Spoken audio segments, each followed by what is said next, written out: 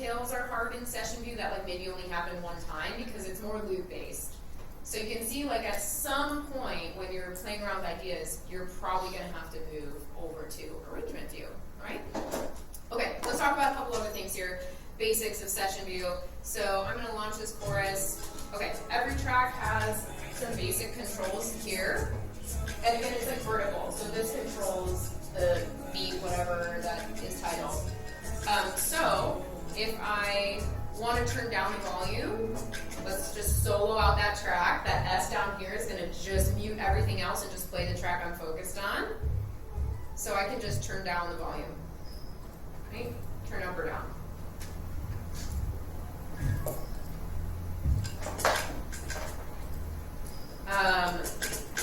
The solo button is really helpful if you have a lot of elements and you're like, okay, I just really want to focus in on this one.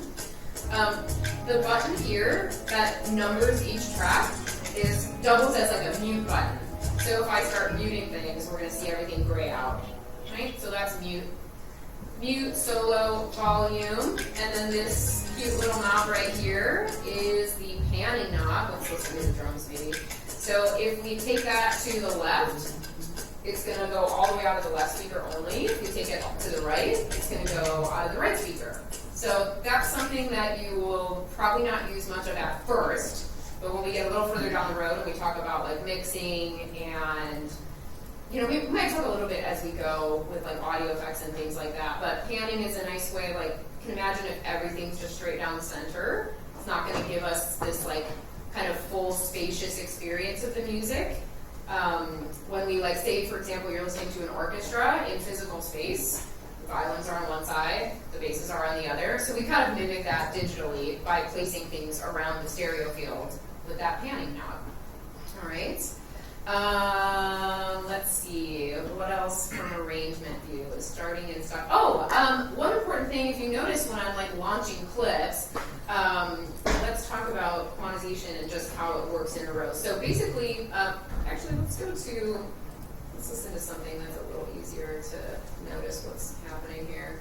Okay, so drums. Okay, so I want to bring your attention to here is how it works on like a per track basis. So if I have a clip launched, and then I want to launch a different clip on that same track, my drum track, I'm going to hit the button. Do you see how it replaced the previous one? The other one stopped, right? This one stopped, and now this one started. I'll do it again. I'll launch this one up here. Right? So this one turned off, and that one is now on. So only one clip can be playing on a track at a time. If you launch a different clip on that track, it replaces it. Whereas you can launch infinite number of clips on different tracks. So I can do drums, I can do the beat, I can do this, I can do that. But if I'm trying to launch a different drum pattern that I've created, it's going to replace it. It can only play one clip on a track, right? I think you'll get a better understanding of that too once you start like actually making clips and seeing stuff, but one clip per track can play at the same time. So another thing is you may notice while I've been launching things that everything sounds pretty good timing-wise, and it's not because I'm pressing the button at exactly the right time, right? When I'm launching a clip or launching a scene, it's like, why does it come in at exactly the right time? Why does it feel that way? So that is because of a feature here in Ableton called global launch quantization. So essentially, Ableton's listening to the tempo, to the beat, and because this little guy up here is set to 1 bar, which you can change it, it's going to wait to the start of the next bar to launch the clip. So if I'm playing this drum, and I want to bring in another clip, you see how it blinks for a little bit before coming in? So it doesn't start right when I press it. It waits for the start of the next bar. And because of that, it keeps everything nicely in tempo for me. So I can kind of play around with ideas and not, everything's not going to get off tempo with each other. So it's syncing everything to the start of the next bar. It also works that way for the stop button. So when you stop a clip, it will play it out through the end of the bar and then stop it. This is really awesome for live performance too. I use Ableton for live looping. And when I'm doing live looping, my timing doesn't have to be perfect. I can kind of plan ahead and be like, okay, like I want that part to end. I can hit the button and we'll stop it at the end of the bar. I can keep doing whatever I'm doing. So it's fun for both live performance and for just playing around with your ideas, but it's super helpful. Then you don't have to have this perfect timing. You can just launch things here and there, and they'll all kind of work out together. I find one bar to be like the most intuitive setting, so I wouldn't change it for now. Let's say we're doing something that's not beat-based, so maybe like ambient, or like maybe it's like a film score kind of a thing, and things are more free in time. That's maybe when you would turn quantization off, like none, and then you can launch things immediately when you press them off, right? And the timing doesn't matter because there's no sense of the beat. So just giving some context for, when you might want to use that on or off, but I'd say for this class, mostly going to be making beat-based music and kind of sticking with popular style music. So let's leave that on one bar unless you have like a very specific question or use that you are curious about. We'll cover this probably more with recording, but that last button down here that I didn't talk about, so I'm jumping around a bit, is the record enable button. So that's what you're going to press if you're preparing to record onto that track. Again, probably tomorrow actually, because you're going to use the MIDI controllers a little bit. So tomorrow you'll get into that, but basically you press that button to tell Ableton, okay, I want to record on this track, and then you can, go from there. So that'll be tomorrow. Let me see if there's anything session view-wise. Oh, change the tempo. Yep, change the tempo. Let's cover that. Tab, show hide. Okay, and let's talk a little bit about MIDI and audio. Okay, so the one thing I missed here was just tempo. Up here in the upper left-hand corner, we have our global tempo. Right now it's at 167. So Ableton's super smart. It does lots of math so that you can easily change tempos and not worry about things sounding too bad. So check this out. I'm just going to start cranking the tempo up, which I just click and drag up on the trackpad.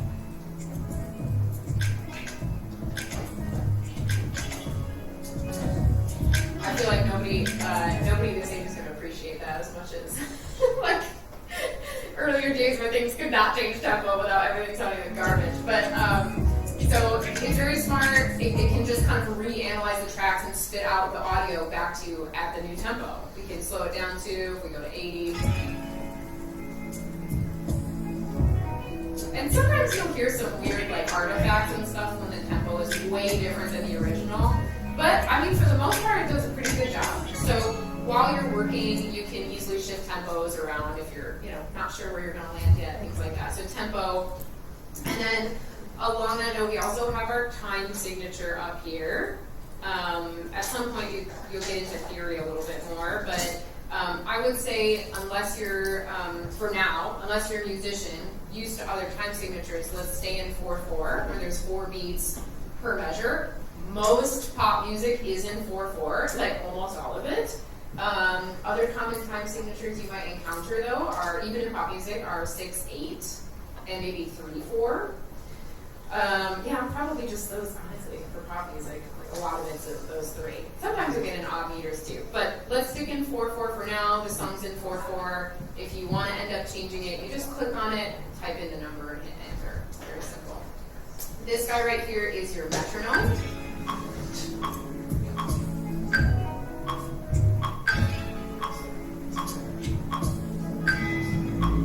It's funny, it didn't go back to the tempo, which is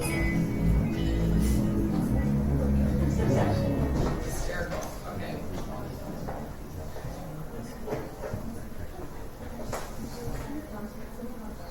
Okay, so the metronome comes in handy when you're recording. I would say right now you might not use it a ton until you're like actually trying to get a sense of what tempos you need and recording along to a metronome, but it's there for you if you want to turn it on. There. And then up here too, this is something we're going to get into on Wednesday, I believe. This is where you can set the key of your song to help you like more easily write chord progressions and things like that. Okay, questions so far about session 2? Cool. Look fun? Okay. So I think let's take a little pause. We're going to talk about the UI parts of arrangement view. But I think let's take a pause. I'm going to put this checklist up here. And I'm just going to invite you to try all of the things under session view. I was reading the first one. So launch 3 or more clips, stop a clip, launch a scene, stop all the clips, change the tempo, adjust the volume, mute, solo a track, use tab, try resizing your browser and your bottom section and things like that. And then, oh yeah, let's say one more thing before I let you loose and practice. There's 2 different types of things we're working with here. It's MIDI and audio. Does anyone know the difference between MIDI and audio already? No, okay. So, so MIDI is where we program things in with, like, it always is going to look like these little boxes. And so basically it's like sheet music for the computer. So we're telling the computer, I want you to play, you can see these are all our drum hits right here. So we're saying, I want you to play this sound in this place, time-wise, right? And at this volume. That's basically what MIDI is doing. And then we also have, probably the vocals are audio, so we also have audio. So if I double click on a clip, I can look at what's inside of it, in the bottom half of the screen. So audio is always going to look like this, which we call a waveform. So it's just like the digital representation of recorded sound. So basically, MIDI looks like the little boxes. It's us telling the computer exactly what to play. Audio looks like waveform. It's already recorded. There's fun things we can do with it, and we'll get into that. But for right now, it's just going to play it back. So that last instruction on this list here is just to double-click on one MIDI clip and just take a look inside. You don't have to do anything. Double-click on an audio clip and try to look inside. How do you know what's what? You don't. Just click on one until you find one of these. All right? Okay, so I'm going to let you guys work. Please raise your hand, call me over, or even better, ask your question out loud, because probably other people have the same question if you're asking a question as well. All right?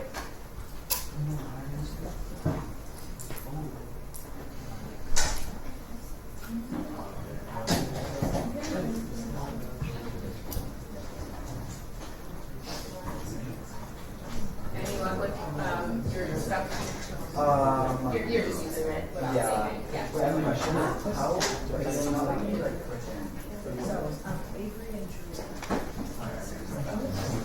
I got like a little here, but I can't. But this is like the stuff that Actually, we're in the hall. Yeah. like all this scene. Is that for you?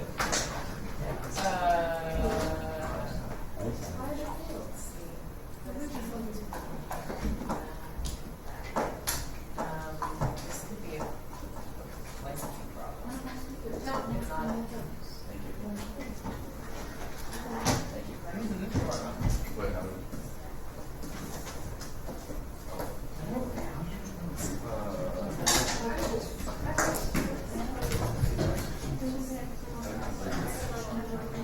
Oh, okay, yeah, let's see what's going on. I want to play.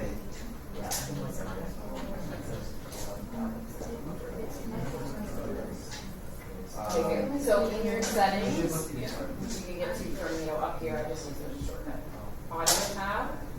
You need to, once your headphones are in, you can change the audio output to your extra headphones. So let's give that a try. Can you hear anything now? Great. Okay, excellent. Yes, okay, I just went through that with somebody. Okay, so we'll review your settings. So we'll try settings. And then you can change your output settings to your extra headphones. Yes. Anyone else not hearing anything in the headphones? Okay. You got it? Okay. Nice. Good problem solving. All good back here? Great.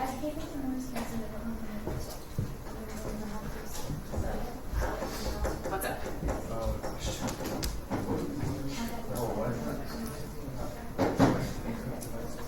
You're not hearing anything? This is not a Mac, is it? Yeah.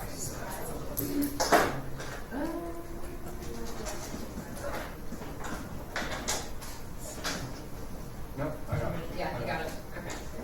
So it's just the other option. Actually, you should look in here just so that you just so that we know, because it's going to be, see, there's 2 different ones. So you want this one that says TM3. That's the one that worked. Yeah. Did it not work?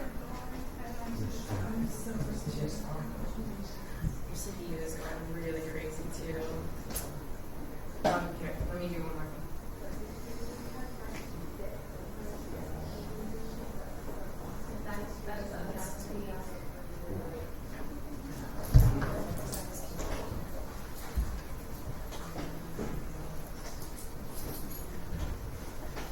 Do you hear it? It's weird, like crackly. Should I try to close it but it's like Maybe. That I think it is. It's just a CPU problem with this computer. This is how it is like really running as I can get this for you.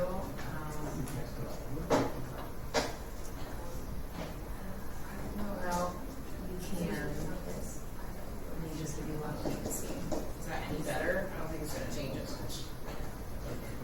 A little bit? No, it's still pretty good. Okay.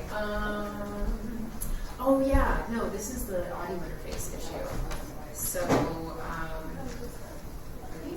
Do you need to download ASIO for all? yes. Okay. Yes.